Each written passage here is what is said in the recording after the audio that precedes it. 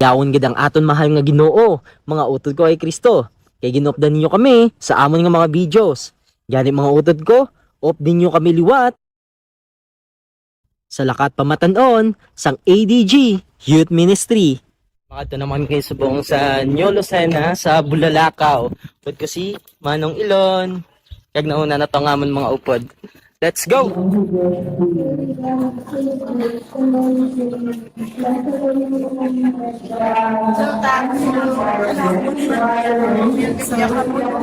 Salamat din sa ato ni ginusubong ari kita. Ako datong Sister Mimi, si Tamimi, ang ga-coordinate director na kami nagpatigayon sa buluhaton diri. So may mapamangkot na kita regarding sa among mga buluhaton.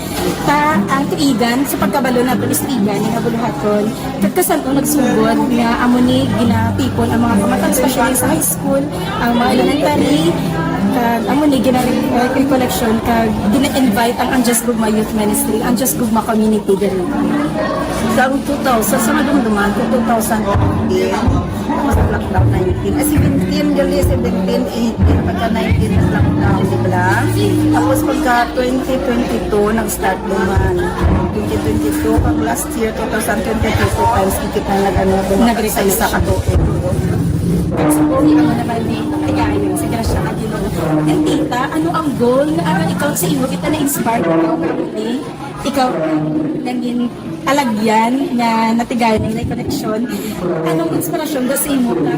Ano ang goal para nga ano ni sa mga bunagton? So, kundi sa akon lang, sa unan, isip ko nga ma-attend lang kung ma-attend na mati. Pero wala ko kumaan, nakalabot, di kami naging tumitor, ako bisa na yung senat. So, ang bata ko, isa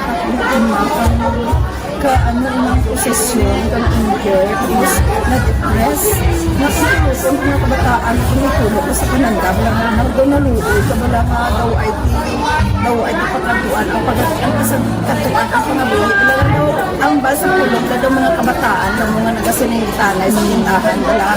So kung hambal ko, ano ang imutan na ka dyan? So nagsulod sa bratyagan ko, na sabi nga, hindi ko pag-ingin ng high school, primero high school ang academic cardiac. Pero ay dito ma-materialize kay daw ka tig-abala. So, naging secretary ako for pila ka years na secretary ng 1997 ako nag-start. Nangita ko paagi, nangamuyo ko, nangayo ko, kang grasya kang Ginoo kung ano hinihin ko. Nagsulod sa isip ko nga gamiton ang Committee on Education. Ginambal ko ang chairman sa Committee on Education, kagin approach naman iskilanan. Kag ano mahimot itong iskilanan sa Barangay Christians. So, nag-request naman sanda, tapos ito ka na sa pagkakita, nagkakagbiya mo sa malang sa Regenda, pagkutan sa pagkakagbiya ng handak. So, kung ang youth rin, kaya nakita ko man nga kamara kang establish, kami din invite ko. So, amuro man dyan kila grades 5, grades 6, elementary, grades 11, and grades 7 and 8 sa high school. Ginabalos-balos ko ng 11 to 12, grades 11. So, tita, anong presence mo nga grade ang Grade 5 and 6, grade 6 and 7, and grade 7 and grade 8. So, salamat yun. Ang inspirasyon nga natigayon sa Grasya kay Ginoo. Amen. In Jesus' name. So, hindi lang taan na pa sa amin na mga nayo naman in Jesus' name. Amen. Pagidaitig sa mga kauturan natin kay Kristo. At ari kita subong ubod naton ang mga maestra sa elementary diri sa may Bulalakaw.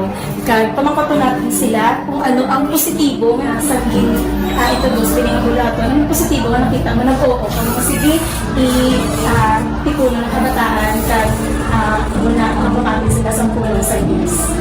Sa kanila ko lang